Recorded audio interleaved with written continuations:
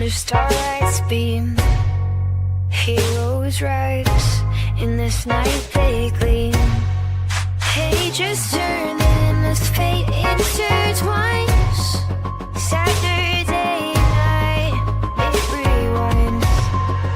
Spin tales come to mind in the city's electric light. And stars, heroes fight, every moment feels so right. Welcome to that weekend thrill, where stories fashion dreams at will. In this world we take a flight, Saturday night special guide and light. Heroes unite, comics and anime, and brain and light. Journey through panels and vibrant screens. This colorful tapestry. Welcome. It's Saturday night, which means it's time for Saturday Night Special, the 6th best show on Renovision. With comments such as, "For the love of God, let your friend stay where he's at," SNS, and "that channel is a rest area toilet bowl, and you don't need any more stinking up the best comic YouTube show going. And this is an absolute terrible watch. Such douche chills." How about we check in with Jedi Johnson and see if he thinks the boys are ready to start the show? I still think we're more prepared than SNS, even with the rush who did. Well, shit, I hope you boys are ready to bring the mayhem, because an all-new episode of Saturday Night Special starts in 3, 2, 1.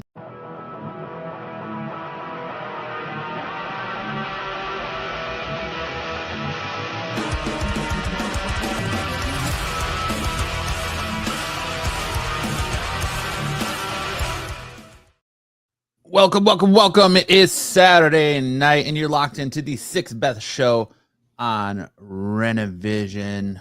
Hope you guys are ready for a somewhat decent show. That's kind of like what Ed tells his wife every time he gives them. Are you ready for a mediocre dickin'? Well, that's about what you're gonna get here, is a mediocre show. What's going on, Sam? What's up, Sticks? Hey, how you doing?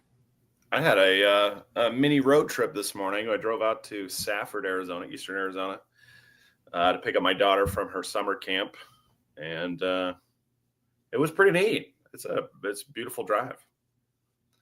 Nice. Sticks, how are you? Good. To see you again today, Sticks. Say again? I said good to see you again today, Sticks. Yeah, that's what I say. Long time no see.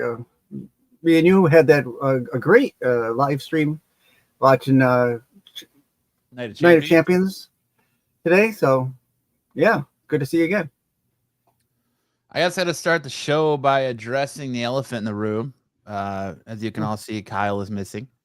Blood pressure doctor got the better of him, and he is currently admitted into the hospital right now for the back problems he was complaining about last couple of weeks. So if you guys have a minute, make sure to reach out to Kyle and just let him know you're thinking about him and wish him well and a speedy recovery as he's dealing with that. So that's why Kyle's not here tonight. So, oh man, poor guy. So, guess you should have gotten that blood pressure check. Yeah, hopefully get that all figured out. Goddamn blood pressure doctors. Yep. You know what I think it is? I think it's his knee. You think it's his knee? Yeah, I think it's his knee. Maybe. That's what he's been saying it was this whole time. Well, he said that he had a fall, and it was his back and his knee, and that his back hurt so bad he could barely walk. So it's kind of a combination of both. Yeah. But hopefully they find out left knee. Hopefully they find out what's going on and get him back into health so we can get him back on the show. But just reach out to Kyle via Instagram or social media and say, I hope you get better soon, Kyle. Feel better, Kyle. I'm sure it'll make his afternoon. Absolutely. But with that being said, what else is going on? Sam had a road trip. Me and Sticks watched some pro wrestling this morning. Mm-hmm. I took a nap on the couch after I put together the show. We had a little good little Saturday. I was going to go to Home Depot, but there just wasn't enough time. You know, adulting. But Sam, what do you got to start us off with this week? Oh man, I saw this come across my feed and I was just like, it's so bizarre. But how bizarre? How bizarre is it? Let's pull it out. Let's pull up the slide. So my daughter was watching this show called Tiny Chef, and it got canceled. And they animated the chef's reaction to the cancellation. And I want to go ahead and play this. Go ahead and click on the picture here. Let's get to the end. All right. What the heck is that? So it's a stop motion show, and this is the tiny chef. He lives in like a tree stump, and it's a cute show, but it got canceled. So here he is taking the call. Oh. That the show was canceled, and trying to figure out, try and talk his way out of it. And it's not happening. But the animators went through, this is a stop motion animation. And if anybody's watched Parks and Rec, you know how much effort it takes to animate a segment of this length. I think it's about a minute and a half. And so he just takes the call, finds out it's been canceled, tries to keep himself together, picks up. Oh, no. Oh, poor little chef. Oh, tiny chef. Is he sleeping in a casserole dish? Yeah. Hey, look, that's us. Hey. And I was like, oh my gosh, that's so crazy that they would go through the effort just to like stick it to Nickelodeon for canceling the show. But it made me think of, some of the shows. My daughter obviously loves this show, but shows that, and the show won an Emmy. Like, it's not like it wasn't a good show. But I just think a lot of people weren't tuning into it, so it got canceled. But what were shows that you wanted to finish that got canceled too soon? That's the question for the panel tonight. Oh my God, so many. Right? So many. I mean, the one that immediately comes to mind is Firefly. Yeah. Mm-hmm. Firefly is a good one. Man, there's so many I can't even think of them right now. They did come out with that movie Serenity to kind of tie things up. It kind of wrapped things up, showed you where they were planning to go with the show. I don't know that was a satisfying way to end the series even then, but it was a decent attempt. I mean, it wasn't the best, but it was a decent attempt. Man, I'm trying to think. Roger says the Weigh-In Bros. Oh, Scary Movie 1 had a funny reference.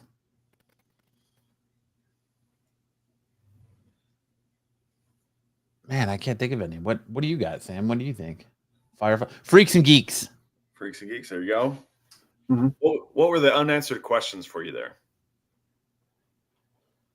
It's been a long time since I watched that show. I just really liked it. I thought it was a good show, and it should have went longer. Had a killer, amazing cast. Yeah, it did. The problem with is like a lot of these shows, since they're canceling, have come back. Like if you were a Veronica Mars fan, Veronica Mars came back. Hmm. Can't come back now. Yeah. There was a show I used to watch in the early 2000s called Kyle XY. Oh, I remember. Oh, yeah. Oh, yeah. The CW show. No, it was or Boxer. ABC Family. No Belly Button. Or now it's Freeform. Yeah. I think it was on a different terrestrial channel. Yes. Before it went to The there. Life of R.J. Berger was a good show too, Bri J. I never heard that one. What's up, Patrick? Yeah, because you never really found out much about Kyle XY. Like they brought the girl version of him on, and then the show just kind of ended. It was only like 40 some episodes. I remember the show. Then there was one on ABC called Pushing Daisies. I remember that one. Yeah, I remember hearing about it. There are in this streaming platform life that we have now. There's so many that come in and are one and done. You know, they don't even like Cowboy Bebop as an example. I think that only got one season before it got canceled. Well, like right? Lazarus is only getting one season, right? Yeah. The season of Lazarus on Adult Swim is coming to an end. So, yeah, those the Clerks, the animated series. It only got like 8 episodes, and it only aired like the first couple, and then was canceled by ABC. I'll go with that. Just so you know, the Cowboy Bebop live action is the one you're referring to, right? Yeah. Yes. Yeah, not the animated. Made it halfway through the story. Yeah. I'm sad that we have the final episodes of Squid Game out. Only watched 4 of them so far. Got 2 more. But super sad that Squid Game is Invasion. done. That's a good one. TK. Yeah, Invasion was a good one too. There's one on the CW I used to watch as a kid called Jack and Bobby, where it was a kid by the name of Bobby McAllister who was the president in the year 2049, and they were telling his story as a kid. That was a pretty good one too. Grumpy brought up Dresden Files. That has one of the funniest. I've never heard of Dresden Files. Well, it's like federal agents going around and collecting paranormal artifacts and bringing them. Oh no! That's Warehouse 13. My bad. Dresden Files about a detective who has like psychic powers. But Warehouse 13 also ended too early. Last Man on Earth was a good one too. That was out a few years ago on Fox. Yeah, I like that one. To go with TK's Invasion, I'll say Surface. If you ever watched Surface, that was a NBC show or ABC. Only went 1 year. I mean, of course, My Name is Earl. I mean, My Name is Earl got a few seasons. Yeah, got 4 seasons. What's up, Stay Away? Could have got more. Man, I'm trying to think of more. At any rate, go ahead and put those in thresholds. Thresholds of reality. Is that what you're saying? We need some more seasons of Thresholds. That's a good one, Buffy. We need to get some more seasons of that. Oh, hopefully. Well, it's going to depend on Kyle's work schedule. That's the main thing. Just got to get Kyle working in the daylight, and then we can get that back on track. Yeah, I think the big one though is Firefly. The Last Room. I've never heard of The Last Room. The Lost Room. Or Lost Room. Sorry to hear that. Stay away. That's Kyle. Oh, it's Kyle. Oh, okay. The blood pressure doctor. Kyle's got new handle. He's always got a new handle going. I thought his handle was Who This. I think Fidel's probably in the Middle East somewhere. Fidel is in Chicago, last I heard. He still had his phone. He was texting us just to say, hey, on Thursday, before we started playing dodgeball. Nice. Anyway. I'm sorry your daughter doesn't have a show. Oh, no. Buffy said no. Threshold was only 1 season with Peter Dinklage and Brent Spinner. I'm going to say Threshold's a reality. You keep it where you want it to be, I guess. Yeah. We'll interpret that how we want.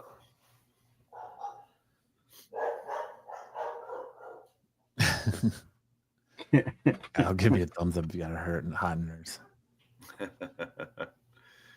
Cool. Where are you blocked at, Piggy Spanks? Piggy Spanks is Hartman. I know who Hartman. I know it is, but I don't know where he's saying he's blocked at. I don't know. He's posting under a bunch of different accounts. Right? Like every account he owns. So that's why I try to figure out where he's blocked at. Piggy. Not that I was confused about where he's blocked at. This guy.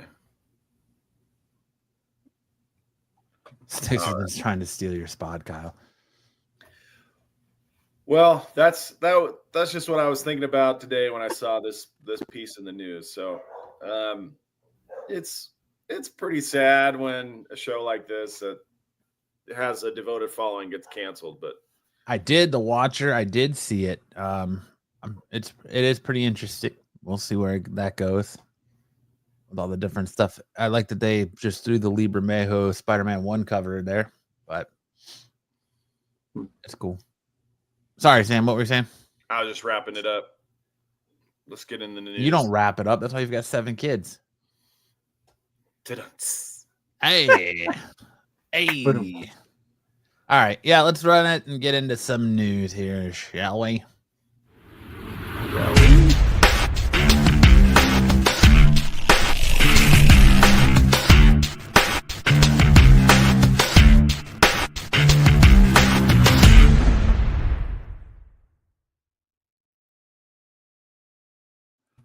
All right. Kicking us off tonight, we have Sony Pictures has pushed pause on all Spider-Man spin-offs, including one revolving around Null.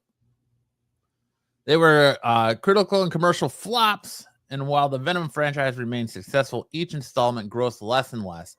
El Muerto, Agent Venom, Spider-Woman, and more have since fallen to the wayside, news which came as more of a relief than a disappointment. Insider Daniel Reitman shared an update today reiterating previously reported from the trades that Sony has effectively paused all plans for all live-action Spider-Man spin-offs. However, the biggest talking point is that these included a planned Null project. And as you'll recall, the villain was introduced in Venom: The Last Dance, and Andy Serkis lending his voice to the symbiote's greatest foe outside of Spider-Man. At the time, there was speculation that Null might be a multiversal villain who menaced Spider-Man in the next MCU movie. If there were ever plans for a Venom team up, it's not happening now. And the God of Symbiotes is being the big bad of any franchise is likely off the table. Yeah, sad news for all you Null fans. I was hoping for Null. I was hoping for Agent Venom as well. But looks like no more Null. Marvel, the MCU doesn't want to move forward with Null. Well, this Power Washer game is like having a job. Well, that's the future. What were you gonna say, Sticks? I mean, I don't think it's all. Do you think it's really completely off the table? I mean, at some point they might come back to it. I mean, if they can get maybe a better scripted and there's some writers in that are not making Chat GPT scripts for them, because the last few movies have been, disappointing. GPT probably would have made better movies. Yeah, maybe. I mean, I don't know. I think it's going to depend on. I really think the reason this is happening is because Marvel might be trying to make a power move to buy the Spider-Man rights back from Sony, and I think possibly Sony is kind of moving on from the Peter Parker aspect of it. I think they're going to put all their eggs into a Miles Morales basket. They already kind of are with their Spider-Verse movies. I kind of wonder if they're going to maybe split the rights and sign a new deal where Sony has the animated rights where they can do more Spider-Verse movies, and then Marvel has the MCU rights, the live action rights. They have been doing better with the animated stuff. Although this latest iteration has been delayed countless number of times after the strike. And unfortunately, the MCU picked the worst casting for Flash Thompson. So you're not going to get a legitimate Agent Venom in the MCU unless it becomes somebody else instead of Flash Thompson. But hopefully we still get a Null. Maybe Null will be the bad guy of Spider-Man 5 after all the multiversal stuff is done. And I mean, I think everyone's pretty much speculating that Peter's going to get the black suit by Secret Wars. I think he'll get it at the end of Secret Wars, and we'll have at least one movie with him in the black suit, like standalone Spider movie. Yes, Agent Venom. I agree, Watcher. Agent Venom in Tobey's universe would be amazing. Even the Andrew Garfield universe would be amazing. Bring back Joe Magliano, who was Flash Thompson in the Tobey universe, and have him play Agent Venom. I think that'd be badass. Since he didn't get to play Deathstroke like he wanted to. I think that'd be pretty awesome. What's going on now? Just talking a little Venom. Yeah, Magliano as Agent Venom would be absolutely fire. But there you go. Sony wasted all the best films. Yeah, but the good thing is they could still redo them in the MCU. They could do different versions of them in the MCU. I mean, I don't know about wasted. Have you guys seen this movie? It just came out on streaming. It's called Craven the Hunter. Oh my god. The cinematic masterpiece. Pretty awesome. I don't know if you guys know this, but if you get bitten by a radioactive lion, you gain lion powers.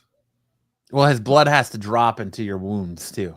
That's the key. Yeah. There's some definite kind of sexual tension there, between Vlad the lion. But yeah, as long as it's some sort of radioactive beast with whom you're mixing fluids, there's definitely some powers to be gained there. You think that Andrew Garfield's Spider-Man will meet Tom Hardy Venom? That'd be pretty sweet. But I think Tom Hardy's... I don't see Sony backing up the money truck to Tom Hardy the way Marvel backed up the money truck to Robert Downey Jr. to get him to come back to play Venom any longer. I really hope... Listen, Secret Wars is going to reset everything. So I really hope the first Spider-Man movie we get, Spider-Man 6, or no, will it be 6 or 5? No, it'll be 5. Spider-Man 5 will be our first after Secret Wars movie. And hopefully we get a reset and we get an actual proper Flash Thompson or a proper Eddie Brock. Or we get that universe's Eddie Brock. Maybe, and so Peter can meet him in college or something. And when we still don't have Peter working at the Bugle, I know the Bugle's more of a podcast and / Alex Jones InfoWars type show in the MCU. But who knows? Maybe we get the MCU version of Eddie Brock. So we get an MCU Venom. So we don't need Tom Hardy anymore. And they can just move on from there. So we'll have to see what happens. But did you guys see Morbius? Oh, dude, another masterpiece. Oh, man. Chef's kiss. I wish they'd rerun it in theaters. It's so good. I love that movie. Begs. We're serious this time. We're not busy. Come see it. This movie begs to be on the big screen. It's Morbin time. That's right. It's Morbin time. There was rumors that Feige was helping Sony develop stuff for post Secret Wars. If Mayday is indeed a brand new day, then a Tobey Spider-Man 4 with Spider-Girl would be really fun. I really think that, I hate to say it because they're wasting a natural redhead, but I really think that Sadie Sink's going to be Gwen Stacy in that universe. I'm just getting that gut feeling because they already have she's going to be a pivotal part. I don't think they're going to bring her in just for a multiversal movie like that. So I really think that she's going to end up being that universe's Gwen Stacy, and it could even be where that when they do Battle World, Mary Jane isn't there anymore, so it's just Gwen. Who knows? But I really think that's who Sadie Sink's going to be. Is going to be Gwen Stacy. Could potentially even be Spider Gwen Stacy, but I don't know. The more that's coming out about that movie with the Punisher being in it and Savage Hulk being in it, and how it's going to be more of a grounded street level-esque movie, I don't see much in the way of Mayday fitting into it anymore, but we'll see. It's still early, and who knows how quickly things could change. But I mean, there's always a chance that she gets cut from the movie entirely, like they did with that Australian gal from 13 Reasons Why and Avengers Endgame. Yeah, but I don't think they're gonna do that to Sadie Sink just because she's kind of a big name, and that girl from 13 Reasons Why hasn't really done much since then. It's because she got cut. Wow. She got cut from the team, bro. There's probably a reason she got cut. They might bring her back they could bring her back in the Young Avengers if they do a Young Avengers movie as Tony Stark's kid. But have either of you watched Ironheart yet? Yes. Sorry. What is that? What do you think of Ironheart? Sticks. Ironheart is about Riri Williams. She's kind of like the heir apparent to Tony Stark. She was in Black Panther. Yeah. Wakanda Forever. Yep. Yeah. She's got her own Disney Plus. Yeah, essentially, she's got her own Disney Plus show now. Yep. Do they get the Zords together? Does she pilot any Zords? No Zords as of yet. No. Wasted opportunity. Cosmic Ones. I give Ironheart a 7.5 out of 10. I give it an 8, man. I loved Ironheart so much so far. Yeah, I'm pretty high. The first episode started out a little slow, or not to what I thought we were getting, but the next second and third episode were great. I felt. I'm digging the Mephisto kind of underlying hints that are being laid. And I don't think it's going to be Mephisto. I think it's going to be Dormammu. But you think so? I believe it's Dormammu. Yeah. I know it was Dormammu in the comics. In the comics, he takes the cloak. Spoilers, I guess, from a demon. Dormammu. Yeah, it's Dormammu in the comics. So we'll see. Maybe they can change that up. I mean, they could make it Mephisto. They can make it some other random demon too. So make it, Sutek for all I know. I feel like it's Mephisto just by the way his body, like you see like that infestation draw down his back the more he uses his powers, and how the other dude was tattooing it over. Yeah. But John reported the Punisher Hulk rumor a whole year before the official Bernthal announcement for a brand new day. He said he heard She Sadie Sinks is Mayday, and it comes from the same source. Yeah, I know. The Mayday one has been going around. They've also said Gwen. They've also said the Battle World version of Mary Jane, the official Mary Jane Parker.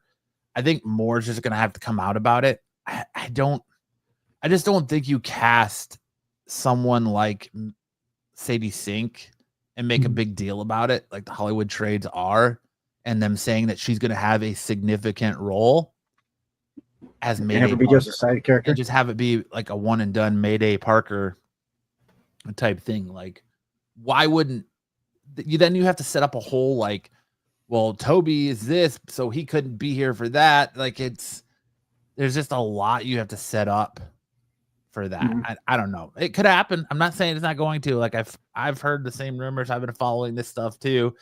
It just, the more I think about it and the more that comes out about this movie, Mayday Parker just doesn't fit anymore. Because where does Mayday fit with a world with Savage Hulk and the Punisher?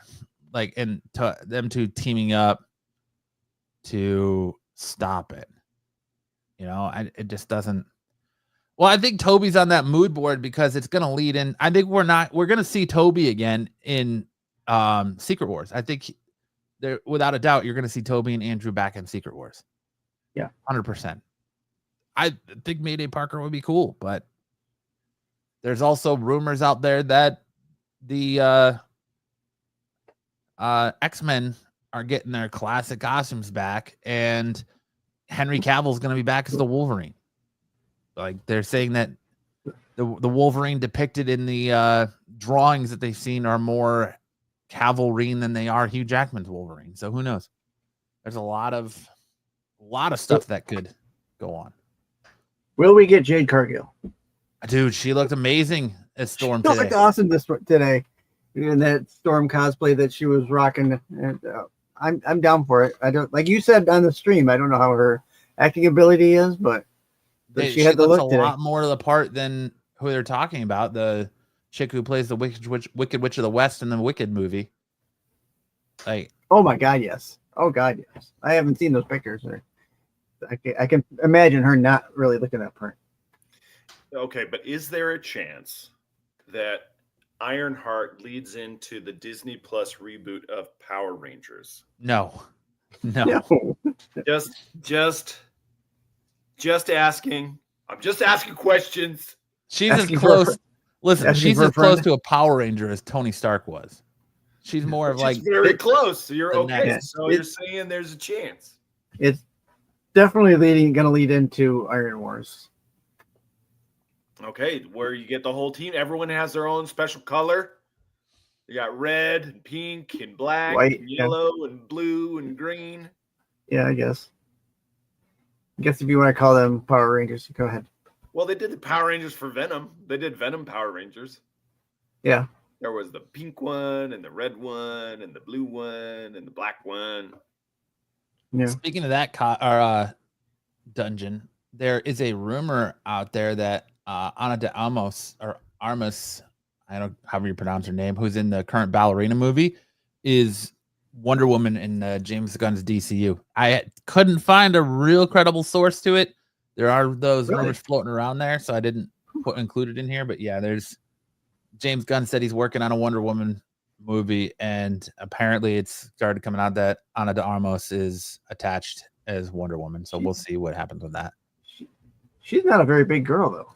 No, I don't want to say she's petite, but she's, like there are such a thing as steroid sticks. Watcher says my theory was maybe Agreed. Mayday got lost in 616 by the end due to the incursions going into Secret Wars. Would be a good excuse to bring back Toby to the 616. He's looking for his daughter across the multiverse. I could see it. It's not a bad possibility. She doesn't give Wonder Woman vibes at all. I think You probably haven't seen Ballerina. She's Gal got Gadot, accent. for her lack of, I'm not saying she had great acting ability, but the look that she had, like we were talking about Jade Cargill, I think was there. She had that look. She had that Wonder Woman-esque look to her. Who are you I gotta talking pull. about? She's a Gal Gadot? WWE wrestler. Oh, yeah, Jade Cargill. Yeah, she's at WWE. No, I was asking about who Sticks mentioned because his mic kind of cut out. Oh, Oh, yeah, Gal Gadot. Okay. Well, yeah, there you go. So. Sadie Sink playing Gwen, the last Knoll project. like this isn't a very. I wish I could find a better picture of it, but How is Null connected to the Necro Sword? Explain that to me. here is the way Jade Cargill came out tonight at Night of Champions, dressed in her Storm cosplay. Like she looked perfect, Beautiful. so good. There's your MCU Storm. How is Null connected to the Necro Sword? Yeah. That's a hefty explanation. So essentially, that character in the comics that you saw with the Necro Sword, Gore, the God Butcher. yeah, turns out to be Null.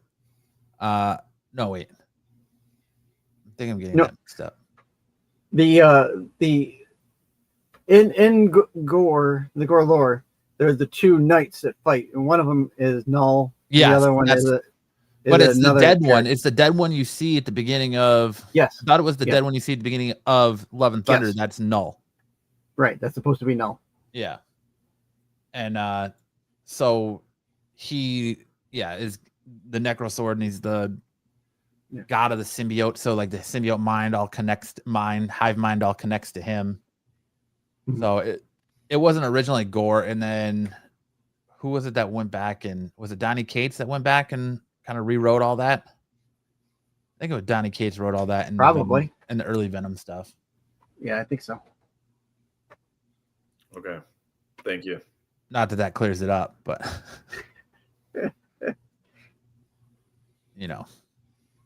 stuff and things, Sam. We'll just go with stuff. I guess to answer his question, the Necro Sword is like a mystical sword that you can get throughout think of it as like the stones of Thanos. It's like it's one of those kind of things, and then beings like Null and other cosmic beings want to have the Necro Sword. So, got it. go. I heard somewhere that the guy from Supernatural is going to be Batman. I don't know how reliable that is, though. Yeah, Jensen Ackles has been connected to Batman for a long time. But oh, there you go. BK said Null forged the Necro Sword from the corpse of the Celestial. There you go. And then he yelled at us. I gave you the answer. I gave you the answer. I told you. All right, moving on. DC Studios Batman reboot, The Brave and the Bold, may not even have a writer attached. It's now been over 2 years since DC Studios announced its Chapter 1 Gods and Monsters DCU slate. The likes of The Authority, Waller, and Booster Gold have since stalled, and we're currently no closer to learning who will play Batman in The Brave and the Bold. The Dark Knight made a shadowy cameo appearance in Creature Commandos, but work on his team up with Robin isn't progressing as quickly as many fans would like. DC Studios co-CEO James Gunn has admitted to having a hard time figuring out the character. How do you have a hard time figuring out the character of Batman? Something likely not helped by Matt Reeves' admittedly long delayed plans for the Batman Part 2. Now that Reeves' script is finally finished, chances are Gunn will have an easier time figuring out how to differentiate the DCU's Batman from the one portrayed by Robert Pattinson. However, he might need to find a writer for it. In the Hollywood Reporter's latest Heat Vision newsletter, it said that you can ask Gunn about who's writing The Brave and the Bold because, well, we're not convinced there is one. One of the trades wouldn't make a declaration like that without being fairly confident in it being correct. So it does indeed appear as if the movie, which the Flash's Andy thank you, is attached to direct. It's currently without a writer. Gunn previously said a writer was attached but declined to name them. Now it seems they might have taken a crack at the story and moved on. James Gunn says almost every Batman story has been told, so it's hard to portray a new one on screen. Bullshit. No, come on now. There's plenty of crap out there. Brad J says finding a good Batman is not hard. The real question is who's going to play the privileged Damian. That's a good question too, but I don't. Every Batman story hasn't been told. Like, essentially, Batman is. I don't know how you could say I don't know. I'm having a hard time figuring out the character. I think his problem was he wrote it one way, and then he was trying to write it a different way, and he couldn't. The problem I think he's having is the same thing he's getting criticized for right now with Superman, is that he doesn't understand the character because he wants to lace the character full of jokes. And he's getting absolutely obliterated right now for that in Superman because of how jokey Superman is. Every time, I understand you're going to have your Snyderverse fanboys that are just going to hate on Gunn, but that's kind of the census and feel you're getting with everything that's coming out about Superman is that it's too jokey. He James Gunnified Superman. It's Guardians of the Galaxy meets Superman. There's too much to it. You kind of saw it in that clip that played, I think, on Jimmy Kimmel the other night, and it's making the rounds where Superman's looking for crypto and he's in Lex's office and where's the dog? Yeah, where's my dog? So he's gonna try to jokify it, and Batman is really not the character to do that with. He's that dark and gritty tone that James Gunn just doesn't seem to be able to capture.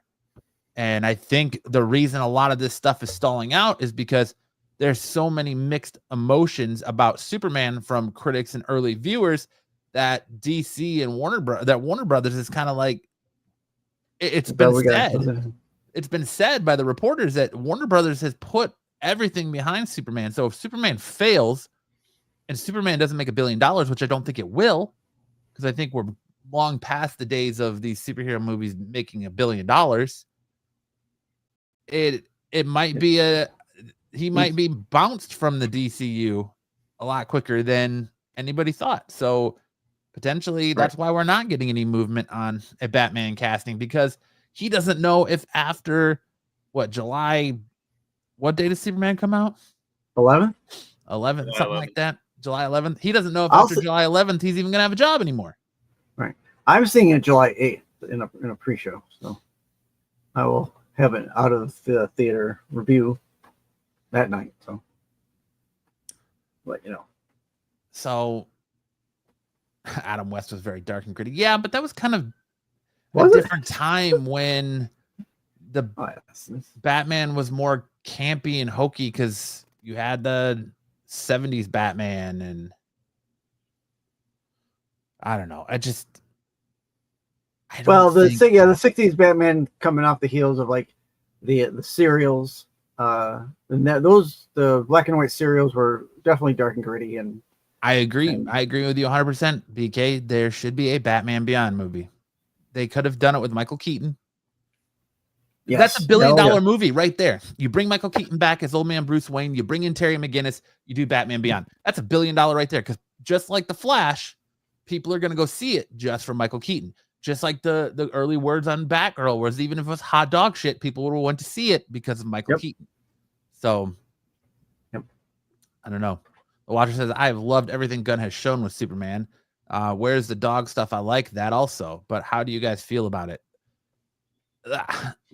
I'm all listen. My dislike in that movie comes from really the lore change of the Kryptonian race, and they're going more Dragon Ball with it, where instead of being people of science, the Kryptonians were like the Saiyans, and they were world conquerors. They were, pretty much mercenaries for hire that were sent places to conquer worlds. And Superman was sent to Earth to conquer it. And he chose through, being raised by the Kents, he chose to be more of the protector than the conqueror. And I understand that was also fits into My Adventures with Superman and how they're doing that animated show, but that's just not the Kryptonian race to me.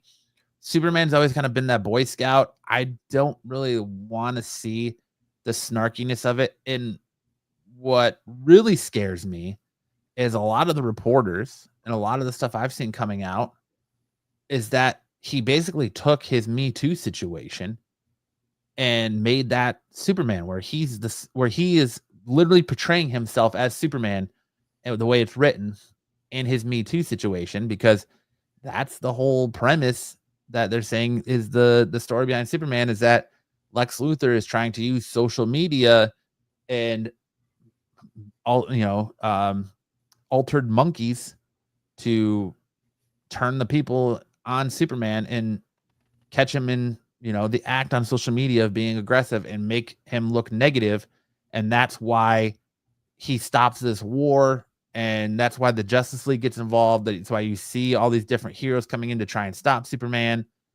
And there's even a use of a hashtag super shit in it.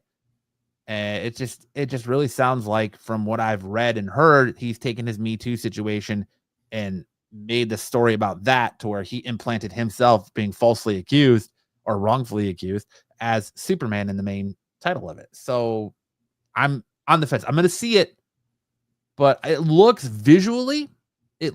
incredible. Mm-hmm. It visually looks incredible. So I'm stoked for that. The visual stuff I've seen of him flying, the rotation of the Fortress of Solitude, all that looks absolutely incredible. But I'm more worried about the other tones of the movie that are been out there. So we'll see. I'm gonna see it. I don't know if I'm gonna see it week 1. I'm gonna try and see week 1. It's already pretty much selling out quick. But yeah, I'm gonna try to see it as much as I can, or as soon as I can. But easy money, Matt. Plus Terry is futuristic, which fits time now. Exactly. It does sound like Invincible. It's pretty much the same premise, that they're gonna be I can't remember the name of the race in Invincible now. Viltrumites, thank you. What I like about the changes I take with the Kryptonian lore is it reminds me of Zod's house and the 2 evil Kryptonians from All-Star. I can't remember their names. They were yellow. The latest reports that came out from people that have seen early screenings of it say that it's like Superman 2 on steroids. That's kind of like the the gist they got from it. So we'll see. Superman 2 was good. The Christopher Reeve Superman 2 with good old Jack O'Halloran. We'll see. But are you gonna go see Superman, Sam? Yep. You gonna see it day one? Maybe. Day one is Thursday, and I usually have dodgeball Thursday nights. I actually think they're gonna do that's a Wednesday. They're gonna do an early pre-screening on a Wednesday for it also. So July 11th is a Friday. So it would be July 10, July 9. You're saying July 9? Yeah, July 9th. I think is when the early. I'm going the 8th. That's when the prime one is. Yeah. Okay. So there you go. Well, I'm going to go the 7th. I'm going to go the 6th. Forget both of you. I'm going to go the 6th. I'm going right now. Do it. I'm already there. I've seen it. All right, moving on. The greatest comic book movie of all time has been chosen by Hollywood directors, actors, and more. Everyone has a favorite comic book movie, making it nearly impossible to decide which one of them is truly the best. Spider-Man 2, The Dark Knight, Avengers Endgame are surely all in the mix, but the New York Times may have finally given us a somewhat definitive answer. The outlet polled more than 500 influential directors, actors, and other notable names in Hollywood and around the world, asking them to choose the best movies released in the 21st century, January 2020 to today. That excludes Superman, the movie, for example, but 2 superhero movies did manage to make it into the list. The first of those is 2018's Black Panther. It ranked number 96. However, if the poll is to be believed, The Dark Knight is the most deserving of the title for the greatest superhero movie of all time. No other comic book movie adaptations ranked higher than Christopher Nolan's 2008 sequel to Batman Begins. In this list, it sits at 28. For those of you curious about what made the top 10, where you'll agree that this ranking makes for interesting reading. Number 10, The Social Network. 9, Spirited Away. 8, Get Out. 7, Eternal Sunshine of the Spotless Mind. 6, No Country for Old Men. 5, Moonlight. 4, In the Mood for Love. 3, There Will Be Blood. 2, Mulholland Drive, and 1 is Parasite. Parasite, phenomenal movie. If you haven't seen it, by the way, phenomenal Great movie. Yeah, I've never seen Get Out, so I don't know. You haven't seen Get Out? No. Sam, you look like you have thoughts on this. Oh, on which part? The comic book or just all of it? Ranking? This is like all of it. Like I could just see your wheels turning as the movie mechanic. Your wheels are just going. I'm shocked that The Last Airbender didn't make this list. I know, me too. It's cinematic gold. And where's Morbin time? Morbius 2 Morbin time. I haven't seen all of the movies on the top 10, but I have seen a lot of them. And you can tell that these are like movies for movie people. But some of them are movies for general audiences. But these are movies that movie makers wish they made, right? Right. They wish they had the ideas for. But I do agree with Spirited Away, No Country for Old Men. Parasite is a fantastic movie. I'm surprised that it made number 1 of this list. But it is a fantastic movie. The thing about Parasite, and Matt, we talked about this one for like 3 hours on Couch Crunchers. But what's so interesting is it's like the class struggle kind of condensed into three levels, like three families, or right. And in the end, you're like, okay, so who am I supposed to be rooting for here? Who is it that really needs my support or deserves my support? And it's not the main characters. The main characters are despicable. Cocaine Bear needs to be up there. Oh yeah, Cocaine Bear. I'm really disappointed we haven't gotten the sequel in the Cocaine Zoo cinematic universe. Cocaine alligator. It needs to happen. Needs to happen. Next letter in the alphabet, please. What do you got? What do you got for C? What do you got for C? Crocodile? Cheetah? Cocaine crocodile. Oh, that could be scary and bloody. Meth badger. Meth mongoose. There you go. Meth mongoose. Very good. More cocaine, please. Oh man. The fentanyl ferret. I would like to see a list of movies that could have been done better and then have them remake those movies. I'd like to see the Movie Mechanic Top 100. That's what I'd like to see. Write it, Sam. You can do it. Number one on that list is Serenity. Not the Firefly one, but the one with Matthew McConaughey.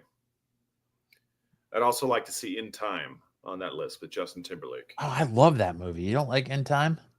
I liked the first 2 acts of In Time. I love that. I like how it ended. It's just a futuristic Bonnie and Clyde, man. Dude, have I told you my ending for it? No. No, you haven't.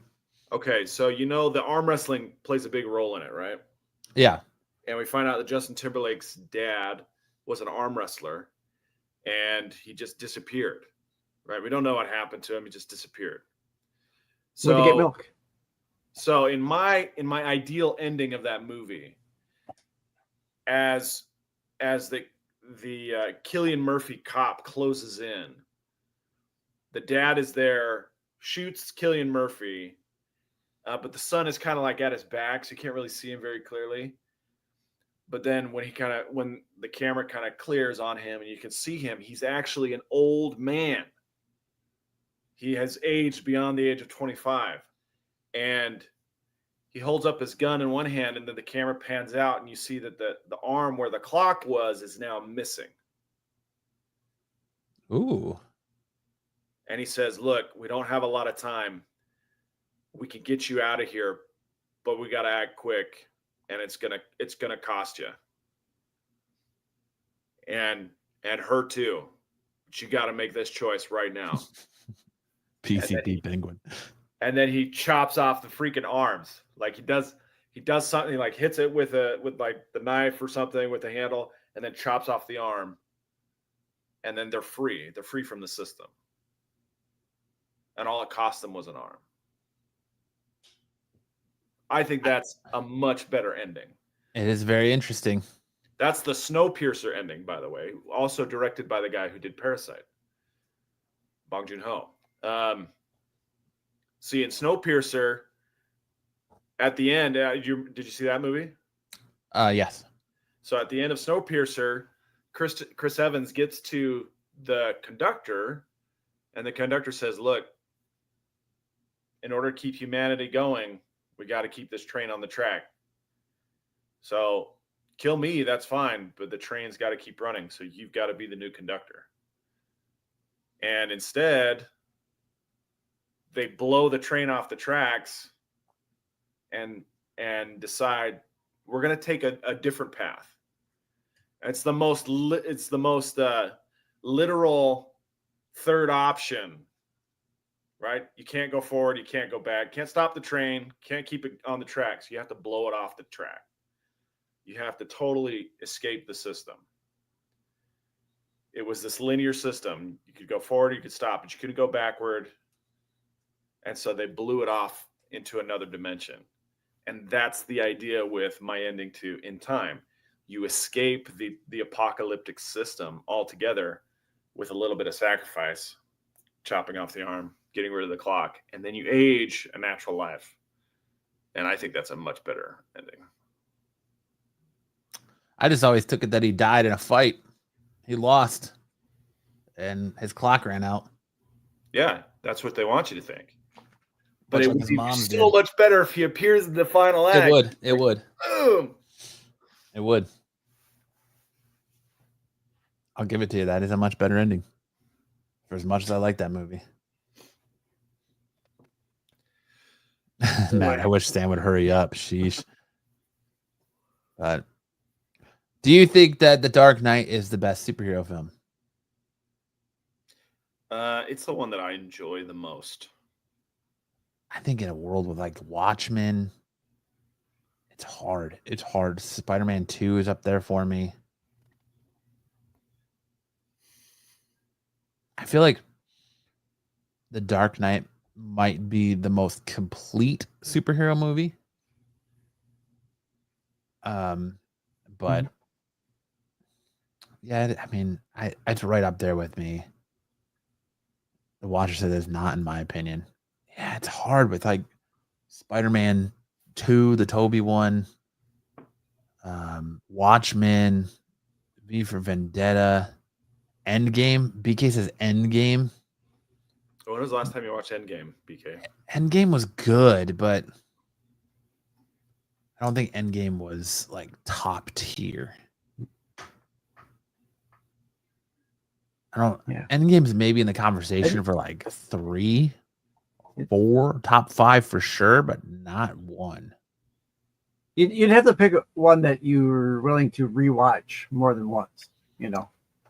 I mean, I think Dark Knight clicks that. I think you can watch it more than once and still enjoy it. Like we're Endgame. But here's my thing for The Dark Knight. And 2. Here's my question for The Dark Knight.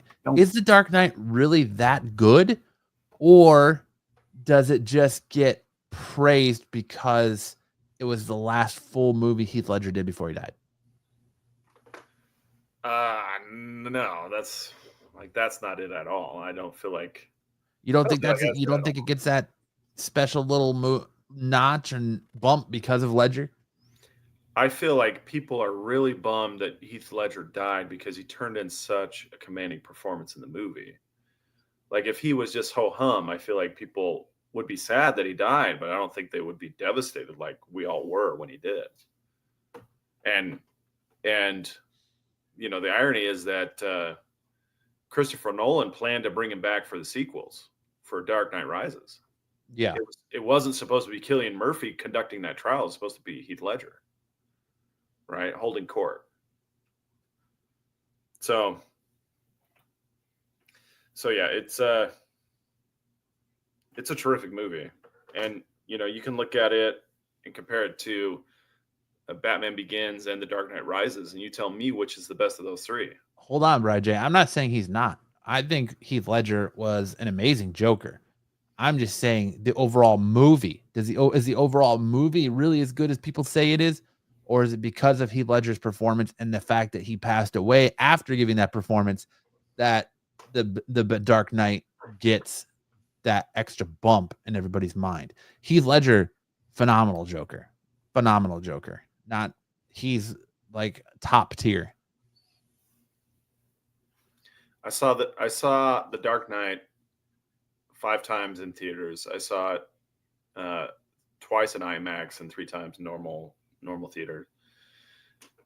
It's a spectacular movie. And to me, the most amazing thing about it is you want to know how I got these scars. To me, that's the most incredible part of the movie. You want to know how I got these scars? And he tells a different story every time. My father shoved a floor lamp up my ass. It's the fact that he tells different stories. To me, that was the part that was like, oh my gosh, that's the greatest subversion, right? It's so subtle, but it's like, it subverts the audience because you're like, well, no wonder the dude's crazy, right? His dad was an abusive murderer and a drunk, you know, and no wonder he's so abusive. And then he's like, he tells the other story about his wife and how she was a gambler. And you're like, wait. Hang on a second. Which one of these stories is true? And then you're like, wait. Maybe none of them is true. And he's just lying to get sympathy so that he can mess with you. And that was the part where he's like, oh my gosh, that was the genius of it. Because he did it. He only had to do it twice, right? He only had to tell 2 different stories. And then you're supposed to catch on that this is just to mess with you, the audience, as well as the people in the movie. I get you. At that point, I was like, oh man, that's so amazing. It's such an amazing move. That's the part I really like. I'll ask you this, Dungeon. Who would you have cast as his Harley Quinn? Because I know who I would have cast as his Harley Quinn. Who would you have cast as his Harley Quinn, Sam? For Heath Ledger's Joker. If he would have lived and he would have gotten another movie with him having a Harley Quinn, who would you have cast as his Harley Quinn? Who was the gal that was in?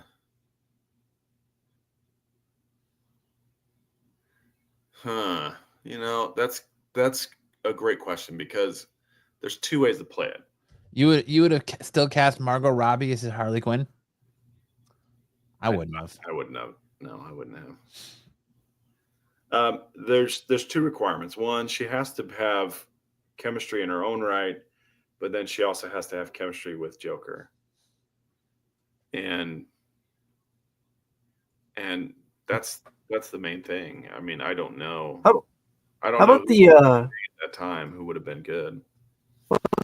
one girl that was in 8 Mile there with Eminem? Brittany Murphy. That's exactly who my pick would have been as well. Yeah, if she wouldn't have died, Brittany Murphy, I think Yeah. would have been Heath Ledger's perfect complementary Harley Quinn. Yep.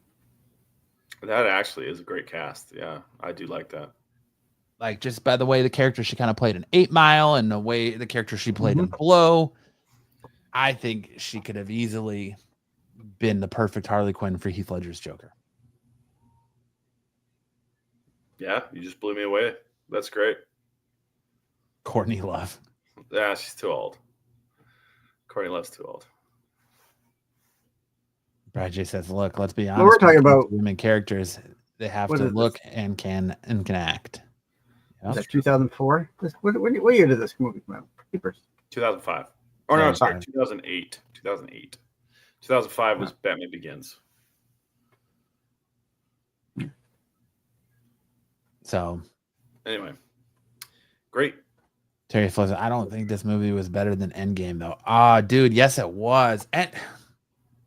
Look, Endgame was like the culmination of a lot of moving parts and moving pieces, and it deserves its credit. It was great. It was a great execution. I think Infinity War is better than Endgame. But it just doesn't stick with you. Yeah, the snap at the end of Infinity War, that was such a great master play right there. And just the feeling you got, like, or at least me personally, leaving the theater after, like Sam said, you got the snap and you see Thanos sit down in the sun setting. You're like, he won. How are they going to get out of this? Like, he did what he wanted to do. And it was just like, you had that just, I don't know, gut punch there at the end. I just, to me, Infinity War is a far better film than Endgame. Yeah.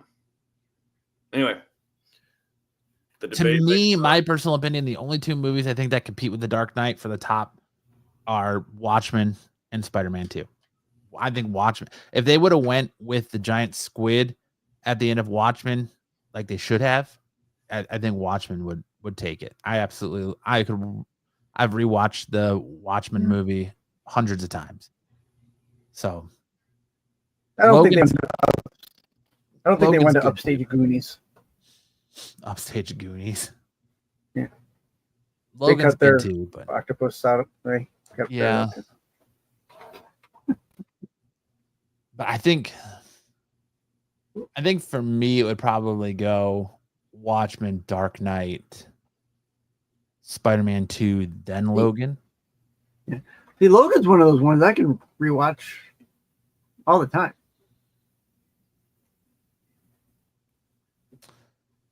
Yeah, I like Watchmen Logan right up until the Weapon 10 stuff. Once the Weapon 10 stuff comes in, I kind of lose interest.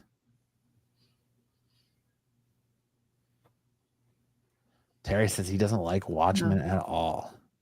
Damn. The Watcher, I feel like you're just trolling now, Watcher. The Dark Knight isn't even in your top 5. Okay. Bri J, it's no longer than The Dark Knight. The Dark Knight's long as fuck too. Yeah. But all right, Marvel Comics October Ultimate Solicitation teases debut of Ultimate Fantastic Four, Miles Morales' Escape, and more. Marvel's Ultimate Universe is heading toward a major turning point that will impact all 5 of its current ongoing titles, setting the stage for its line's future in the process. Upon this imminent return, the maker will quickly discover the universe he so meticulously crafted has been thrown wildly off course. The rise of new superheroes has brought hope to this corrupt world. However, the maker's renewed presence will invoke the stakes beyond anything anyone could have imagined and usher in an all-new era of the bold ultimate storytelling. While these startling developments on the horizon, we have first looks at what's to come in the Ultimates issue heading our ways in October. While Miles Morales attempts to escape this twisted new Ultimate Universe, Doom may be one step closer to assembling the Fantastic Four, and the Ultimate X-Men face their greatest challenge yet. You bet Reed Richards ends up in 616? The Doom Reed Richards? Because in this universe, Reed Richards is Dr. Doom. So there you go. You have that to look forward to, comic book fans, in the coming months for the Ultimate Universe. And then our last news story is that this week we got the rumor that a Transformer and G.I. Joe shared universe animated TV series is in development from Robert Kirkman. Recently, Hasbro made a major shift by reclaiming the G.I. Joe and Transformers license from IDW and partnering with Robert Kirkman's Skybound Entertainment. This move paved the way for an entirely new comic book universe where the world of the Autobots and the Joes are deeply intertwined. Free from the constraints of past storytelling and storylines, it reimagined familiar characters and lore through a modern lens. The universe began with the Transformers, written by Daniel Warren Johnson, which opened up the Autobots crash landing on Earth and introducing them to readers as though for the first time. The G.I. Joe's side of the story unfolded through a string of miniseries exploring the early days of the Joes and Cobra. These stories took place as humanity struggled to respond to the arrival of a towering alien robots. Tying it all together in Void Rivals, an original creation that serves as the narrative bridge between both franchises and expands the mythos in unexpected directions. Now, according to Bleeding Cool, an animated series based on the Energy John universe is reportedly in development.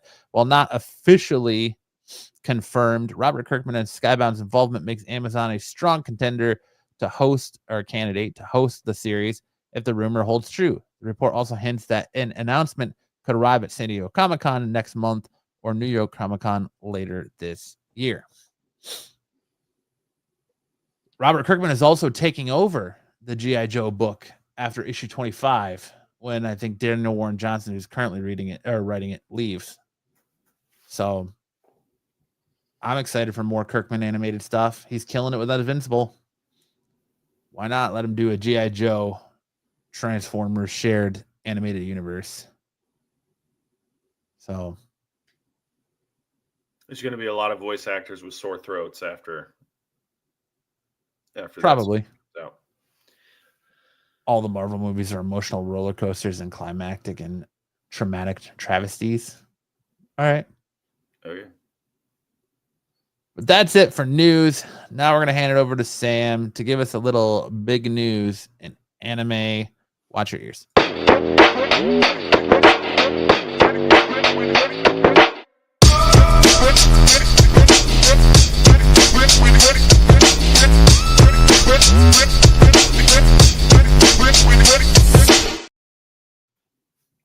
All right. First up, big news.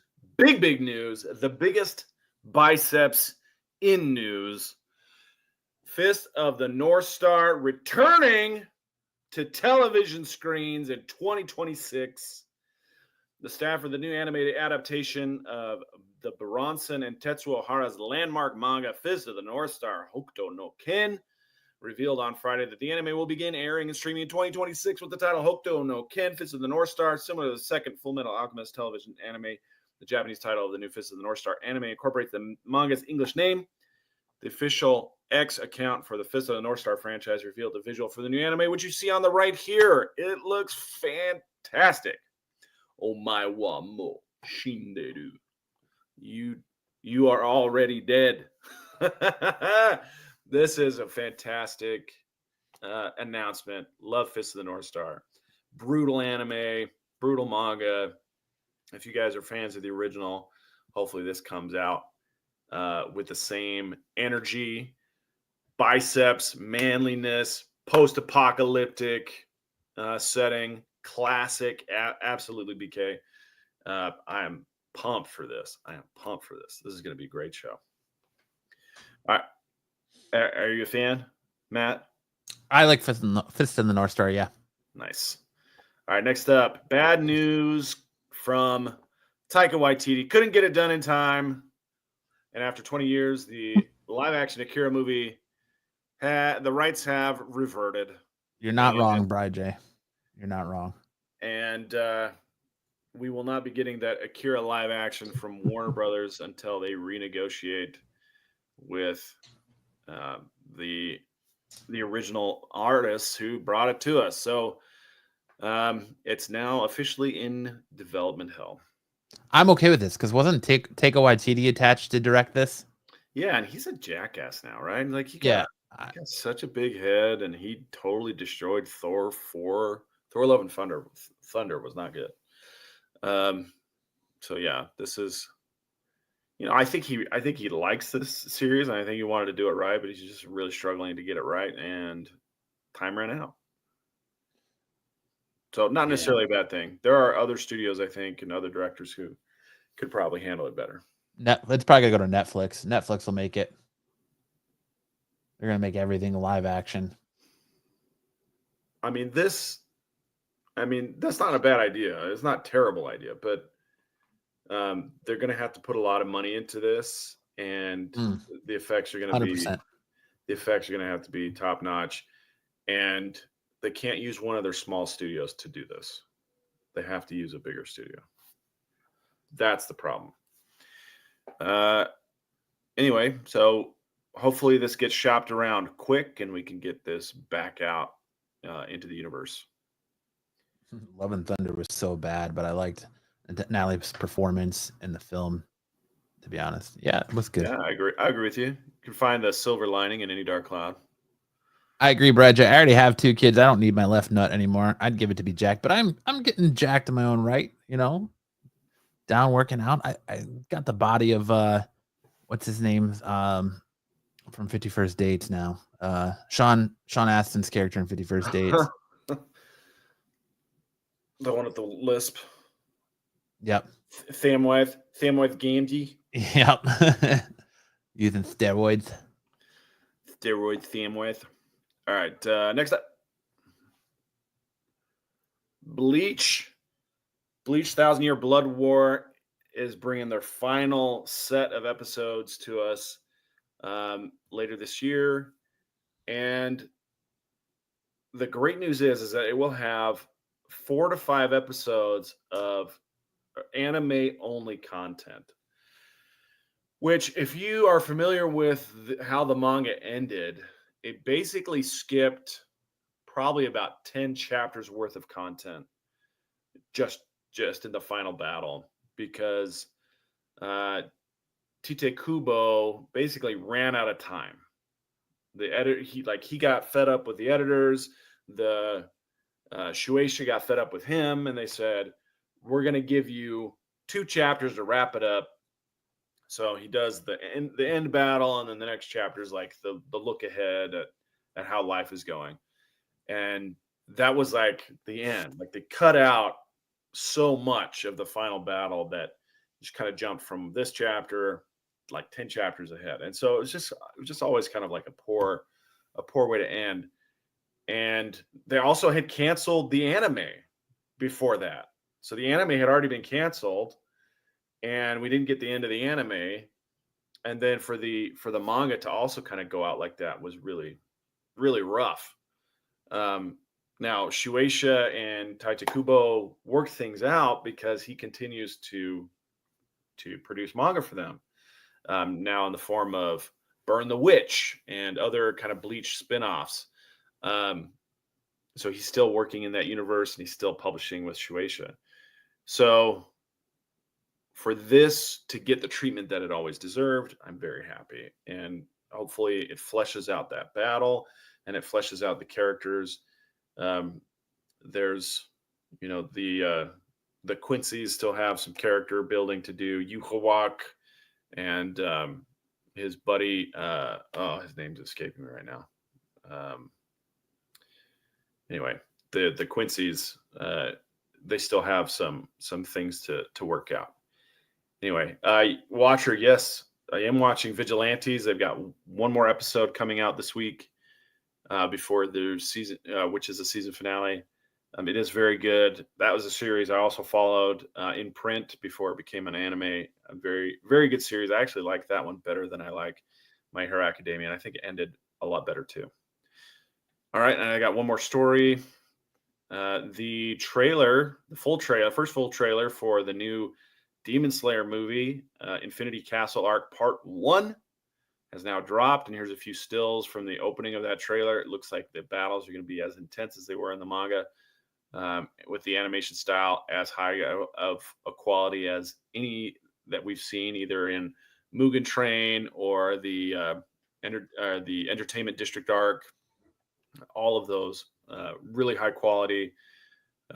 So look forward to this. It's going to be hitting our theaters in, I think it's September, but it's going to be out right in July 18th in Japan. So look forward to that. Watcher says, I would love a My Hero Academia prequel series about the early age of heroes and about former One for All users. There's a lot of content there that could be mined by, Vigilantes was written by somebody other than the original author. And I think there's a lot of people who are inspired by that, and they might reach out to some other artists and writers to plumb those depths. So if that's something you want to see, maybe pitch it to them. Maybe you could be the writer. And then we got a manga spotlight. We got a new manga this week called Kaidegami, which is a really cool art style. And it was kind of a really intriguing premise. We have two main characters here. One of them is his name is Ko. And then we have the woman that you also see named Chiyo. And Ko is a human and Chiyo is some kind of demon that they call Sheng Wei, which is like a Chinese word for demon, I guess, or like a Chinese style yokai. And she wears this mask, and Ko is trying to see under the mask because she saves his life when he's just a child. And he basically adopts her as his family after he was abandoned as a child. And when he finally does peek under the mask in a battle, or they end up in a battle together, fighting alongside each other, and then her mask gets knocked off by a demon, and he sees that her face has been stolen and replaced with a hollow, just like a hollow cutout, because the demon that they're fighting actually cut her face out and is keeping it. And through the end of the first chapter, Ko is able to go the distance and get her face back for her, which you see there on the far right in the black and white panel is her face being returned to her. And she has a white eye and a black eye. And it's a really kind of cool story. I like it. I'm looking forward to this. It's only the first pilot chapter. We'll see how far it goes. But with the cancellations that have been going on in Shonen Jump, it's nice to have a new series that has both a cool art style and a fun story that fans can follow for a long time. And that'll bring us to the end of the anime news and into the dodgeball and various dodgeball leagues that we're running. So High Fidelity this week is going to be a highlight from Cactus, which is where Fidel came to us from. This is my team's victory, kind of our most impressive play of the week. If you'll scroll to the right on, you see the scroll button on the picture there up. It's like right in the middle. There you go. All right. So this is the play. We get Kenny grabs a catch to start it off. The guy in the yellow, his name's Isidro. He caught that ball one-handed in the middle of his approach to make a throw, and then threw it and hit the other gal. Isidro, by the way, is a world-class player. He led Team USA to victory a couple summers ago, or in summer 2024. Who's the big guy there just moseying around in the middle? That is Kyle. He's like he got brought in by the first catch.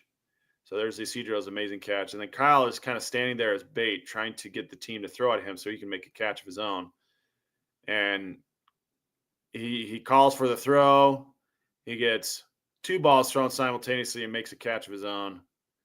And it's just spectacular play. But that's my team. And then dodgeball and yams too. Sam, you genius. All right, let's go to the next one. Next slide has a couple highlights there too. So this is me and Thaddeus at that same game where all those people were making catches. Thaddeus, this is my son, my oldest son. He's 16 years old. There's five balls being thrown at him. And he makes it look easy. Then I managed to hit 2 players with the same ball, and that's why I'm celebrating there. So catch to start off that highlight, and then Thaddeus's crazy dodge sequence. That dude's got a cannon with that underhand throw. Yeah. And then pitching like Peggy Hill. And I grab him with the double. All right, then we got one more highlight. This is a compilation highlight from a guy named Gage Young. We saw him last week. He came What was that? There's some low lights in here too. Right at the end, I want you to pay attention. So he's dealing a lot of outs here. So he's all over the court, catching balls like crazy, throwing and dodging in the same breath. Like he's a fantastic player. And then right at the end, look at that catch off his feet. That's amazing. This is it. Right at the end, takes a shot to the face. Another shot's already coming in. Boom, right in the gooch.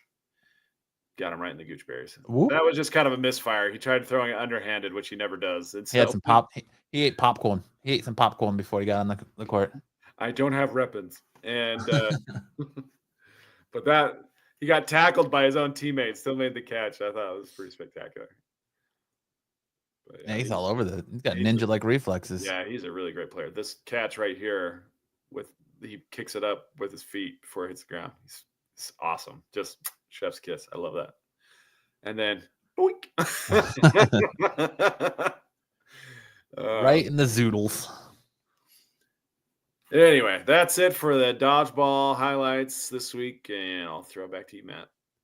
All right, we're going to carry it into mega character matchup here. I'm going to throw it right back to you, Sam. All right, we've got Bald Lady versus Cassandra Nova. Cassandra Nova versus Rukia Kuchki from Bleach. Bri J asked, Sam, do those balls have weight to them? They have a little bit of weight. They weigh about almost 2 ounces, which isn't very heavy. And they're meant to not hurt. So they do. The weight is something you have to get used to. They weigh enough that it's hard to spin them and curve them. But they don't weigh so much that if you get hit by one, it's going to rattle your brain. Anyway, let's get into the MCM matchup here. So Cassandra Nova has a 10 out of 10 intelligence, a strategic genius who can outmaneuver Charles Xavier himself. She plays Psychic 40 chess like it's tic-tac-toe. She has a 2 in physical strength. She's physically frail in most forms, but she rarely needs brute force when she can shatter minds. Her speed is a 4 out of 10, physically limited, but her mental attacks and possession abilities strike instantly. Her durability is 8 out of 10. Her Momodrai nature makes her nearly immortal. She survived death by transferring her consciousness to other bodies. And her energy projection is a 9 out of 10. She has psionic abilities that are massively destructive, and she can manipulate DNA, minds, and machines from afar. Fighting skills, 3 out of 10. She's not a martial artist, but who needs hand-to-hand combat when you can rewrite someone's personality with a thought? Overall power level, 9.5 out of 10. She's one of the most dangerous threats the X-Men have ever faced, not because she throws punches, but because she makes you believe that you don't exist. Mm-hmm. All right. Rukia, just as a refresher, she's a 9 out of 10 in spiritual power, 9.5 out of 10 in Zanpakuto mastery. That's the sword. And 8 out of 10 in durability and resistance, and 8 out of 10 in combat skills, bringing her to about a 9 out of 10 in overall combat ability. All right, here's the scenario. A dimensional rift tears open between the Marvel Universe and Soul Society. Drawn by a massive surge of psychic energy, Rukia is dispatched by the Gote 13 to investigate strange disturbances in the world of the living. Meanwhile, Cassandra Nova, hungry for new minds to break and twist, detects this disruption as an opportunity to invade another plane and perhaps manipulate the spiritual fabric of another reality. The two forces collide in a snow-covered Tokyo at midnight. Rukia's breath clouds in the air. Cassandra, she doesn't breathe at all. Rukia opens with a Sode no Shirayuki, unleashing her iconic ice-based attack, Some no Mai Tsukishiro, which freezes a wide area in a brilliant column of death. Cassandra, however, barely flinches, using her psionic abilities to create illusions, project astral decoys, and burrow deep into Rukia's subconscious. As Cassandra tries to rewrite Rukia's mental self, Rukia activates her Bankai Haka no Togame, instantly dropping the temperature to absolute zero, encasing the battlefield in lethal stillness. Time itself seems to falter, but Cassandra, a being without a true body, isn't easily undone. She detaches from physical space, aiming to repossess Rukia or corrupt her Rei Ryoku. Rukia, nearing spiritual collapse, remembers her training under Ukitake and Byakuya. With one final surge, she channels her Kido expertise, in other words, spell casting, to combine ice with a blinding spell, momentarily trapping Cassandra's essence within a crystalline seal. While Rukia lands powerful blows and shows incredible spirit, Cassandra's lack of permanent body, her mastery over consciousness, and interdimensional awareness give her the edge. Even sealed, she's not truly defeated, just delayed. Rukia survives, wounded but wiser, knowing this was just a prelude. So the winner, by technicality, is Cassandra Nova. Rukia takes her leave, takes a strategic retreat. All right, let's see who Cassandra Nova is going to face off against next week. Who's that? Emma Frost. She's back. Emma Frost is back. Did we already do Emma Frost? Yeah, we did. Yeah, we did. All right, well, let's remove her and we'll spin again.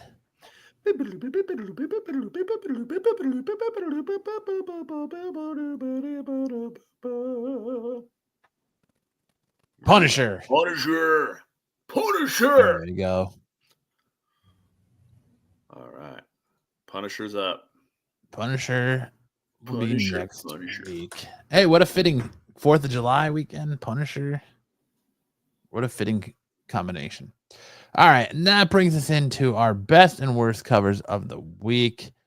We got a short list for worst covers, a decent sized list for best covers, but leading us off, we got this Godzilla versus Thor #1, this Gavin Goodry Godzilla King of Monsters homage variant. Your arms. Not only that, but that is not Godzilla. Why does Godzilla look That's the animated Godzilla. That's animated Godzilla. That's the mannequin Godzilla. That's Godzilla looking for the meth. That's Godzilla. That's naked Godzilla. He doesn't have any scales. He's got nothing. This Godzilla is his birthday. He's in his birthday suit. In treatments. It's like one of the monsters from Power Rangers, supersized. Hold on, is that Adolf in the bottom left? Run for your life. Pol Pot. It's Pol Pot. Let them fight. You just need Ken Watanabe saying, "Let them fight." Next up, we got Star Wars Jedi Knight #5. What is with that? It's Mike hairdo. What's with the hairdo, man? That's Yaddle. He's got the Pat Sajak do. That's what Yaddle looks like. That's not Yoda. That's Yaddle. That's terrible. The Pat Sajak, the pompadour. He's got that coif going. Yeah. Very coiffed hair right there. Yeah. This is Yoda the college years. Yeah. That's Yaddle. That's not Yoda. Yeah, I know, but it's still terrible. It is. Well, yeah. Way he looks. Got that weird hair. And it's a chick. So this is the female of the species. Well, she has a Pat Sajak hairdo. How dare you assume their gender? Not wrong. Yeah. I don't care. I'm saying, why does Yaddle look like Brucifer after Dom pisses him off? Yeah. That's great. Not great. Then we got this Amazing Spider-Man number 7 Dole variant cover. What the hell? Like, I like the Spider-Man wrapped up in the pearls, and everything's good right up to the face. She's got butter face. Yep. She's making like sassy white chick face, right? Yeah. What's the gymnastics chick that got caught making that face? Yeah. Yeah. Megan something. Something like that. Not great. Not a great cover. And then into our best covers of the week, we got this Green Goblin Bring on the Bad Guys number 1 is Lee Bermejo cover. Bermejo is just killing it. Absolutely, especially on Amazing Spider-Man stuff. Oh my God, killing it. His covers have been fire. Yeah, that's a great cover. It's one I'm gonna probably end up getting cheapers. How do you feel about it, Sticks? I like it. I like it a lot. He's all but cleaning himself off over there. You're like drooling, man. Don't hold back, Sticks. Tell us how you really feel. Clean off my chin. The only thing that drives me nuts is the web shooter on the outside of the costume. But otherwise, I get that he wants to like really show off the web shooter, but I mean, the way he's been drawn, Spider-Man, and the way you see it like in the old TV show. Yeah, I know.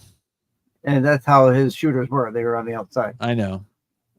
Doesn't mean I like it, Sticks. I know it doesn't mean you like it, but giving you some context there. I know, I appreciate it. Then I did this one for AOA, but I never see AOA anymore. We got this Captain America number 1, this Pablo Villalobos Virgin variant cover. As Cap is hitting the salute, ready to jump out of a plane. Diving out of the plane. Except Cap doesn't need no parachute. Nope. Nobody asked for a history lesson, old man.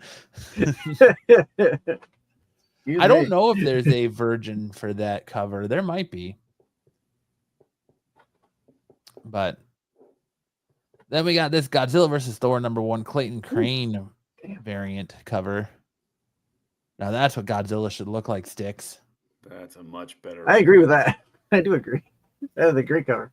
That's a much better rendition. Yeah. A much better Godzilla. And we got this 150 Rose Besh Virgin variant. What's the book? God, I can't remember what book this is. I knew I forgot to do something. That's a great scene, Watcher. I love those old shows. What book is it? I can tell you in just a second.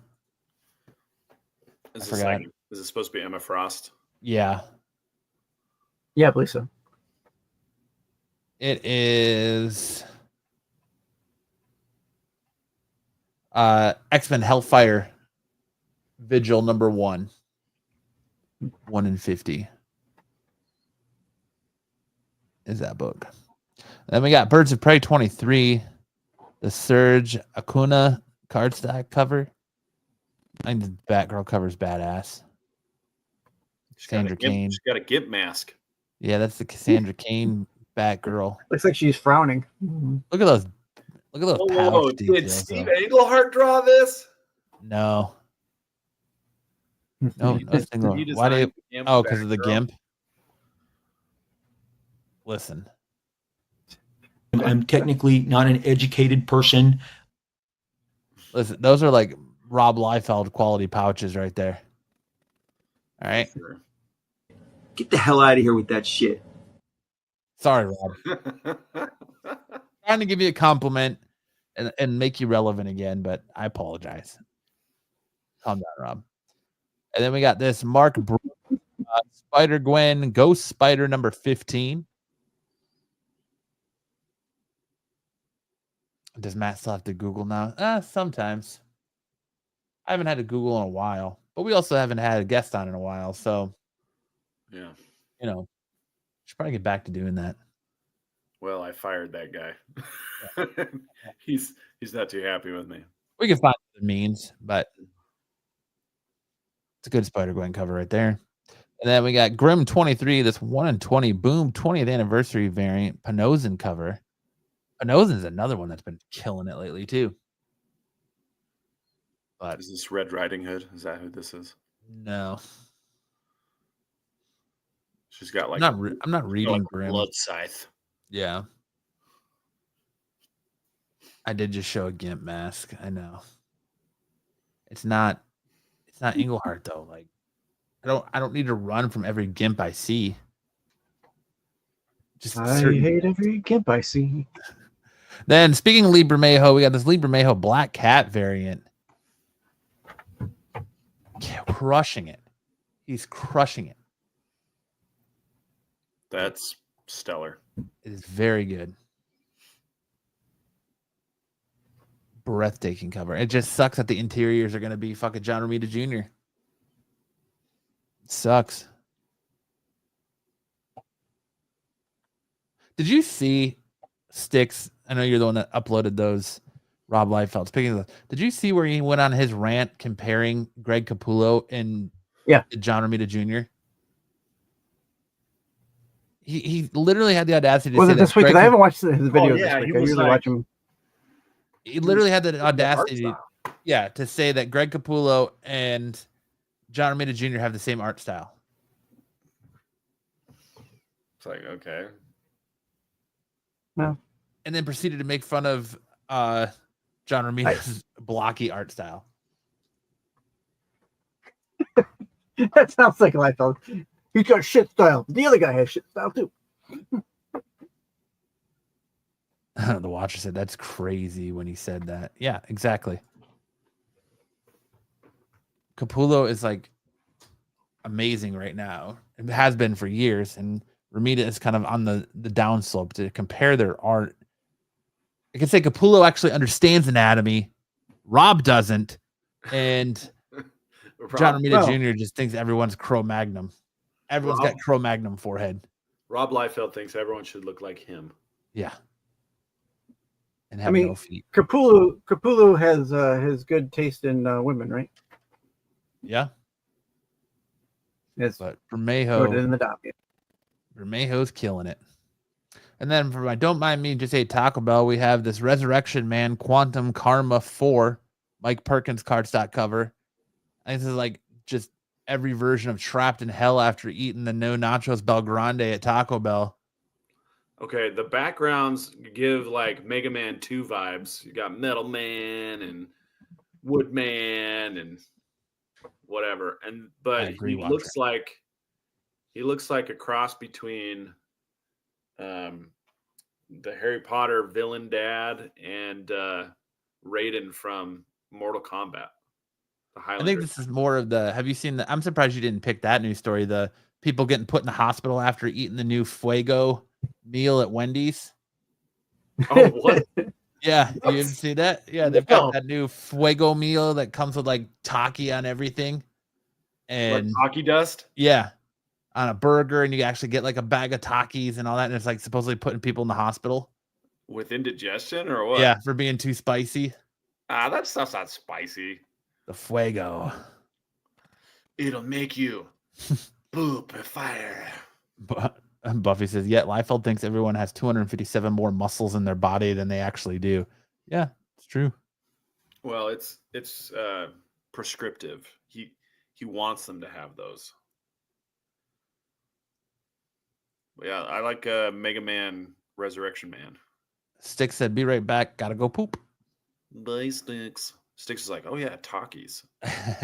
Then we got our homage cover of the week. It's the Secret 6, number 5, this Lashley Larynx Lee cardstock cover, homaging that amazing Spider-Man cover. I think it's Peter Parker's Spectacular Spider-Man cover. Here lies Deadshot, Father Killer, Egomaniac coming out of the ground. Solid homage cover. And that brings us to our first appearances this week. And first up in Deadpool number 15 or legacy number 350, you have the first appearance of Krunai, a new villain, or Death Grip is his villain name right there. You're reading that. Don't mind Sticks, just a Taco Bell. Then in Green Lantern 24, you have the first appearance of Aya, an AI Green Lantern, first introduced in the Green Lantern the animated series cameo in Green Lantern 65 in 2011. Oh, it was real serious. Sticks had to leave. Oof. Sticks is losing that battle. Then in Miles Morales Spider-Man 34, we have the first full appearance of Power Lifter. Right? Power Lift. Or whatever. Power Lifter, handling business. Sun's getting real low. Then in Spider-Boy 20, the final issue of Spider-Boy, you get your first appearance of Card Shark.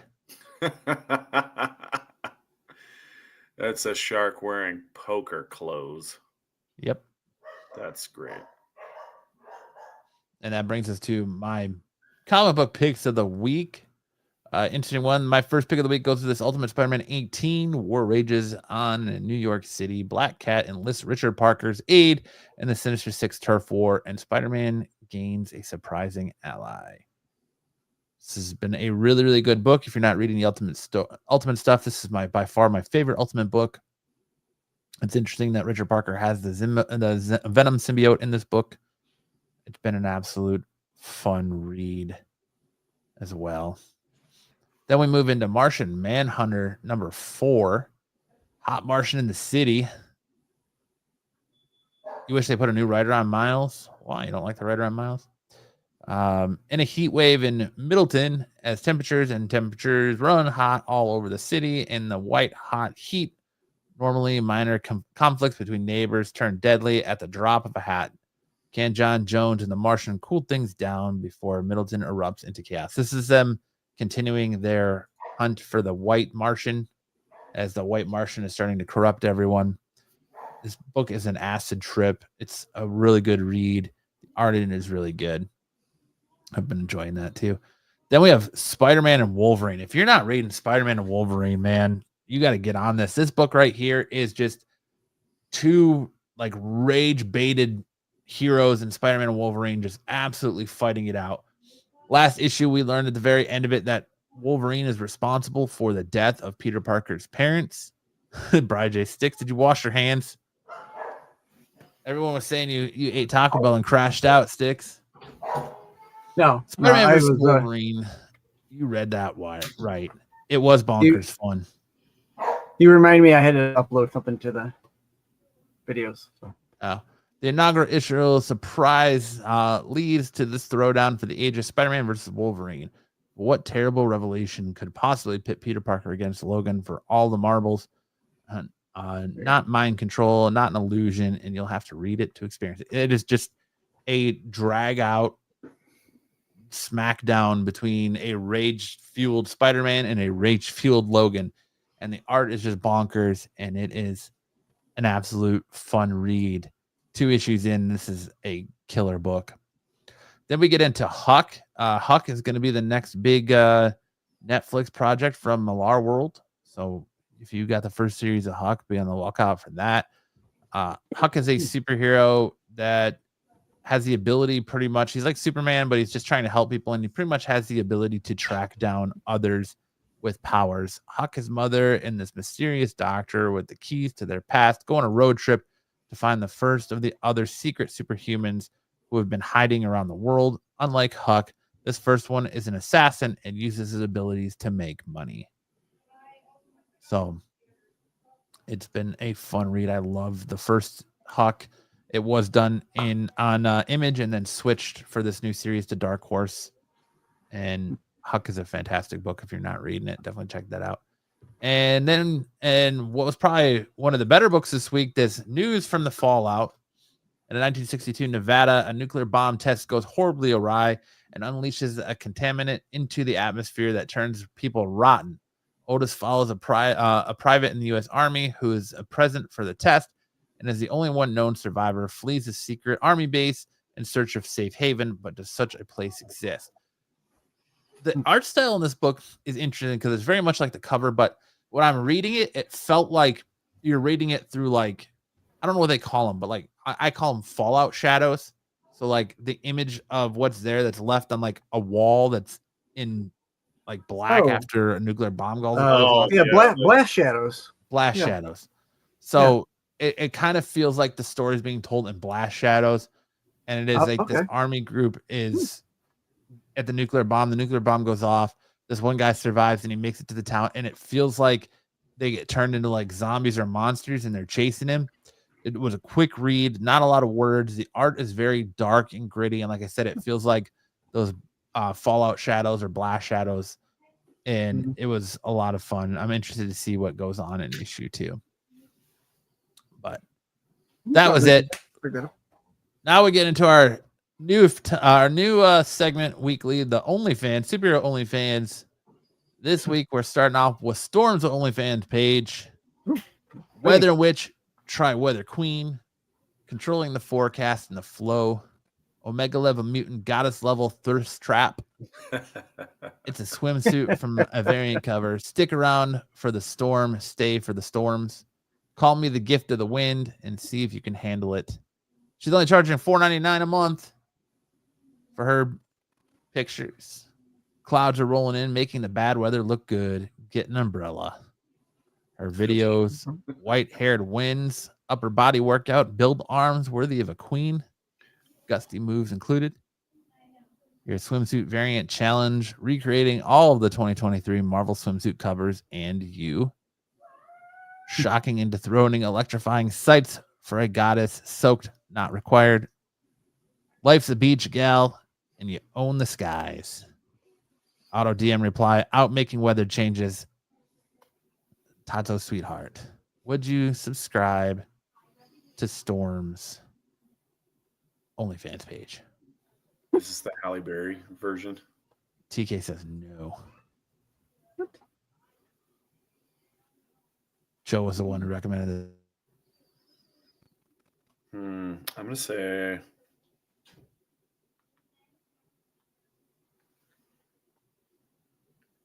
What do you think? What do you think sticks? For $5, I give her a go. Did Matt freeze? Matt looks froze. Did we get our plug pulled? Did we get our card pulled here? Are we still on the air?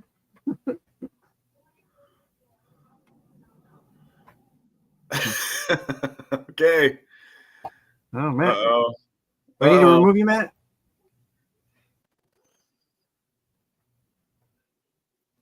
Let's advance the slide. I can't. We lost him. What does he say? And we lost the slide. Well, there you go. What's going on? Storm is one of the more beautiful Marvel characters that they have. They draw her quite eloquently. Eloquently. I'll be nice about it. Eloquently. It reminds me of this lyric in a song where he says, "It's hard to find the words to describe this girl without being disrespectful." Right. Yeah.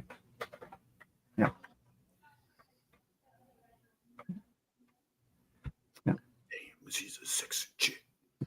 She's a sexy chick. Damn, she's a sexy chick. It's hard to find words to describe this girl without being disrespectful. He's froze again. Come on, Matt. You can do it. Pull through. I can't pull through. I'm dying, y'all. He made it. He's back. Yay. Put it on my screen. There you go. I'm so excited he left her go to her page. Yes, I did. But Matt freezes and sticks internet improves conspiracy. All right. Where were we before my internet decided to crash mid-show? We were still looking at Storm. Ah, yes. Yeah. So I beg the question, would you subscribe to Storm's OnlyFans page? I say yes. I would too. Me too.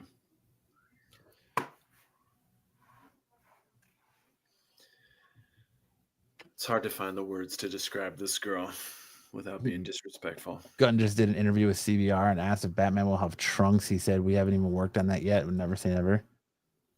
Nah. Next up, we have Superman. Oh, hello. Yeah, I've been around the planet a few times. You're not in Kansas anymore. You're in for a good time. A god time. Get ready to see a whole lot more than red trunks. What? Canonically, his dick has pincers. Solar powered man, moisture powered thirst quencher. It's a swimsuit. Tsunamis won't stop me, neither will my $1 million chest, chin, and smile. Krypton upkeep, how I lodge my home planet and bullies stay hydrated. My morning regime for getting super pumped. Golden glow routine. Swimsuit variant challenge. Recreating all of 2023's DC swimsuit covers. What's your secret identity? Question mark. Super soaked heroics. You'll be rescuing yourself after this. Towel not provided. Lois, street about appeal. What above, what below. Auto reply DMs, off world right now, fighting space dictators and stuff. But I'll get back to you when I'm back under Earth's yellow sun. I mean, it's not my cup of tea, but if he's got the hairy chest, I can see the women tuning in for this. You don't want a little Superman? Brucifer likes this page. Yeah, he does. He's a super subscriber. Brucifer subscribed, and he's a top donor. Add Nightwing, and he's in heaven. Nightwing was last week. Yeah. Brucifer probably is a top subscriber. And our next one, we have Raven Azarath. At night, I brood, and I well brewed some more. Sorcery, sarcasm, a swimsuit. Variant ones at that. The only thing darker than my soul is the beach storm. Fucking AI sucks at writing. A storm, a spell, and a swimsuit. Top commenter was Beast Boy. I do like that Raven, though. Yeah. $6.99 all in. TK says yes on Raven. TK did not hesitate. Not even a little bit. He was like, shut up and take my money. There you have Superhero OnlyFans. And now it's time for the segment. When I see Raven, I want to see no because she's crazy, but I'm going to risk it. Dude, the crazy chicks are hot, dude. You can never marry a crazy chick, but you can definitely date one. Hot. All right, now it's time for the segment everybody came for. It's time for which song does Sam rap better? And this week's pick, Sam, what do you got? We got Ghetto Superstar. I was listening to this on my road trip this morning, and then So Fresh, So Clean, which I also listened to on my trip this morning. Watcher says she has an ass of wrath. Beast Boy said it, not me. As a wrath. All right. Here we go. Man, that warm, Beatty? Girl, can we? Yeah, it is. You're not going to start with the intro? I am. Oh. The intro. Man, look at the sky. All the stars, man. The stars is beautiful tonight. Look at them. Ghetto superstar, that is what you are. Coming from afar, reaching for the stars. Run away with me to another place. We can rely on each other. Uh-huh. Yeah. From one corner to another. Uh-huh. Yeah. Yo. Got some hopes, got hopes and dreams. We got ways and means. The supreme dream team always comes up with the schemes, from hubcaps to selling raps. Name your theme. My rise to the top, floating on the scream. Who the hell want to stop me? I hated those who doubt me. 1 million refugees with unlimited warranties. Black Caesar top dating top divas, diplomatic legalese, no time for a visa. They just begun. I'ma shoot them one by one. Got 5 sides to me, something like a pentagon. Strike with the forces of King Solomon. Letting bygones be bygones, and so on and so on. I'ma teach these cats how to live in the ghetto. Keeping it retrospective from the get-go. Lay low, let my mind shine like a halo. Pop politic with the ghetto senators on the D-Lo. Ghetto superstar, that is what you are. Coming from afar, reaching for the stars. Run away with me to another place. We can rely on each other. From one corner to another. All right, Sam, you have the personality of Jimmy Kimmel and the flow of a budget Kevin Federline. Why, thank you, Brad J. I appreciate that. All right, next up we got Outcast. So fresh, so clean. In tempo. Ain't nobody dope as me. I'm just so fresh and so clean. Don't you think I'm so sexy? I'm just so fresh, so clean. Ain't nobody dope as me. I'm just so fresh, so fresh and so clean. I love when you stare at me. I'm just so fresh, so clean, so fresh and so clean. So Lucius got gator bets and patty melts and Monte Carlos and El Dorado. So I'm walking up out of my slumber feeling like Rolo. So follow. It's showtime at the Apollo, minus the Kiki Shepherds. And what about a hoe in a leopard print? Teddy Pendergrass, cooler than Freddie Jackson, sipping a milkshake in the snowstorm. Left her throat warm in the dorm room at the AU. We blew hay to. Athletes might cake you, but you must have me mistaken with them statements that you make, cause ain't nobody dope as me. I'm just so fresh, so clean. Don't you think I'm so sexy? I'm just so fresh, so fresh and so clean. Ain't nobody dope as me. I'm just so fresh, so fresh and so clean. I love when you stare at me. I'm just so fresh, so fresh and so clean. All right, we'll leave it there. Why you don't want to keep trying to make sense of this rhyme? All right, here we go.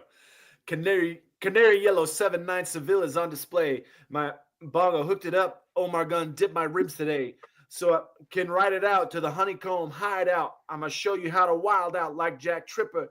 Let me be a bambino on your snipper. YKK on your zipper. Lick you like a lizard when I'm slizzard over sober. 6 million ways to fold you like Noah's. I get 2s of you, so you pretty deep. But I'll call your ass me out 8ish. I know you'll be there for me, girl. Nobody dope as me. I'm just so fresh, so fresh and so clean. Don't you think I'm so sexy? I'm just so fresh and so clean. All right. Good job, Sam. Good job. As always, Sam. All right. And that leads us to the final segment of our show. Sticks, did you have a segment this week or no? Nope. No, he's muted. All right. No. That leads us to the final segment of our show that sends people saying, I don't want to talk about dudes and hot chicks. I just want to talk about comics. It's time for Mystic Connections.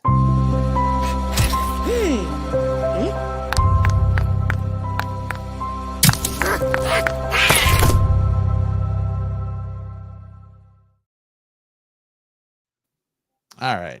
I don't want to talk about gay dudes and chicks. I just want to talk about comics. Who wants to start us off? I will, because Six is on mute. You, me, and a malfunctioning utility belt. Man for woman. Gotham rooftop. Mass vigilante vixen in spandex. So tight I could read your thoughts. You drop kicked a thug into a dumpster and my heart into orbit. Your grappling hook missed the ledge, but you landed squarely in my fantasies. Me, the guy in the cargo pants who was just passing through. Okay, I was hiding behind a vent eating a burrito. I offered you my taser. You said, I've got something better, then vanished into the night, and my soul followed. We shared a moment, I think, or I hallucinated from the pepper spray you accidentally sprayed in my direction while doing that triple spin move. Either way, I haven't stopped thinking about you or the way your utility belt jingled with mysterious, probably illegal tools. If you remember me, send a signal, preferably not the bat signal. I'm still on parole. P.S. I found your left glove. It smells like danger and lavender. Let's meet again. Maybe this time without the crime fighting and more crime making.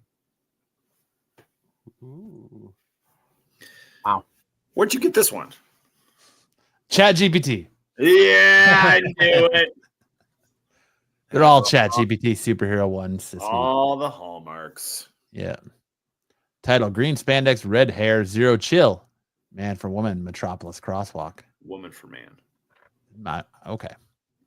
You, towering muscle-bound mystery in a cape, stopping a runway bus with one hand and adjusting your super situation with the other. Pretty sure traffic wasn't the only thing you brought to a halt. Me, frazzled civilian with an iced coffee and a healthy appetite for your heroic glutes. You said, ma'am, please get to safety, and I nearly proposed on the spot or passed out. Hard to say. You were glowing. Our hands touched when you helped me up. Sparks flew. Might have been electrical wires from the exploded hydrant, but I'm choosing destiny. You took off before I could say thank you or get your number. Typical superhero stuff. But I swear if I ever see you again, I'm throwing myself in a light peril just to get your attention. P.S. If you're reading this, I still have your cape. It got caught in the manhole and smells like courage and cologne. Let's rescue each other sometime, preferably indoors. Oh, sultry Superman. A lot of items getting left behind here. All right. Title. All right. Web slinger with a nice swing. Female for male. Rooftop near 42nd and Lex. You, lycra-clad wall crawler with a mask that barely hid the smirk when you caught me red-handed on the rooftop. You strung me up, literally, and told me stealing diamonds is bad. But your hands lingered when you checked me for weapons, and someone clearly had a bulge in their spandex that wasn't a utility pouch. Me, feline-inclined cat lurgler with a thing for tight leather and tighter moral boundaries. I purr when I'm nervous. You noticed you said, this doesn't have to be a cat and mouse game, right before you tied my wrist and with webbing and whispered, you're lucky I don't turn you in. Sir, that was not justice, that was foreplay. Hey. We almost kissed before that damn helicopter showed up. You vanished, leaving me sticky from the webs and emotionally confused. If you see this, I'm planning a heist at the art museum next Thursday night. I might be stealing a priceless sapphire or maybe your heart. Bring the webs and lose the pants. P.S. I still have one of your gloves. I've been using it inappropriately. Oh my gosh, is this Felicia Hardy? It is. Yeah, I think so. Cat burglar. Oh my goodness. Ain't nobody dope as me. Who wants to go next? I'll go. You, me, chimichangas, and questionable life choices. Mail for whoever. Abandoned carnival or maybe a Denny's. You, mysterious, probably too hot to be a real stranger in black leather and bad intentions. You threw a ninja star at my head, flirting. Called me a walking red flag in a body condom, and then vanished in a puff of smoke or probably vape mist. Me, 6'2", if you count the boots, 5'10" emotionally. Wearing red spandex, 2 katanas, and enough trauma to qualify for a Netflix limited series. I was doing cartwheels through a gunfight when I saw you. You mooned me from a rooftop, and I knew this is what Nicholas Sparks would write if he did cocaine. We shared a moment right after I accidentally tackled you into a bounce house filled with knives. Long story. I apologized by offering you a bite of my chimichanga, and you said, I don't eat food touched by mercenaries in emotional crisis. I swooned. You kicked me in the shin. Romance. If you're out there, mystery murder muffin, meet me behind the Arby's off Route 9. Bring a rope for safety reasons. P.S. I still have your throwing knife. I sleep with it under my pillow and whisper your name into the void. Hope you're equally emotionally damaged. And then I don't see. Let's see. That's it. Yes, no capes. Or no cape. No cops. Man in metal. Female for male, male for male. Honestly, doom is doom. Latverian embassy, probably. You, 7 feet of armored arrogance, green cape billowing like you paid the wind to follow you. You shouted something about inferior fools while casually vaporizing a car and my sense of emotional stability. I don't know if you were trying to conquer the city or just pick up my dry cleaning. Either way, I've never been more turned on and threatened at the same time. Me, curly-haired chaos goblin with a weakness for emotionally unavailable tyrants. I dropped my phone when you walked by, not because I was scared, but because your vibe short-circuited my nervous system. You turned your head slightly in my direction, and I whispered, "Yes, my liege," before realizing I'm not built for mercenaries, for monarchies, or men who speak about themselves in the third person. You demanded silence, called the Avengers gnats, and levitated away in a cloud of superiority and unresolved trauma. My uterus applauded my therapist sign from a distance. If you see this, your metallic majesty, I'm free Thursday. I make a mean fondue. I don't mind a little villainy, and I promise I won't touch the mask unless you want me to. Yes, I still have the Doombot you accidentally left behind. It's making espresso and threatening my neighbors. I love it. Cute.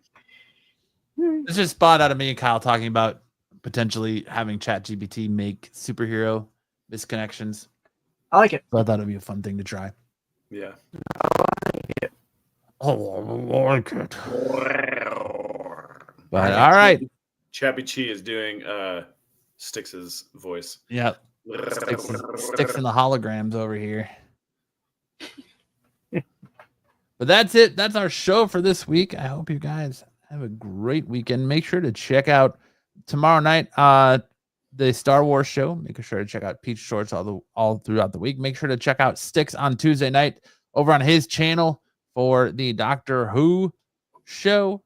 Make sure to check out Styx and I with Dom Thursday nights over on my channel, Absolute Geek, for Off the Mat Professional Wrestling. This week, we're going to talk about Night of Champions and everything from the fallout of that. Plus, we find out who the new champion of the internet wrestling community is after our prediction game, which will bring us right back here. Yeah, it's probably me. Next Friday, you can check out the CBSI Hot 10 list, followed by the Qualified, which brings you right back to us next Saturday night for an all-new episode of Saturday Night Special. If you guys would remember to send well wishes to Kyle and get well soon, and hope they figure out what's going on with his knee and his back so he can get back to all the shenanigans and ridiculousness that he delivers on SNS. It sucks that we just got him back and now he's gone again, but hopefully he makes a quick recovery, speedy recovery. And get better, buddy. Get better. Yeah. Love you, Kyle. And yeah, so just send him some well wishes and some, hey, we're thinking about you. I think you greatly appreciate that. And on that note, Sam, send us out with a little bit of words of wisdom. Make sure that you periodically check the inflation on your spare tire. It sucks being on the road and having a flat tire, but it sucks even worse if you don't have a spare to put on. It's a good way to go out with a little bit of dad advice. There you go. On that note, see you guys next week. Either you've got me confused with somebody else or this is a joke.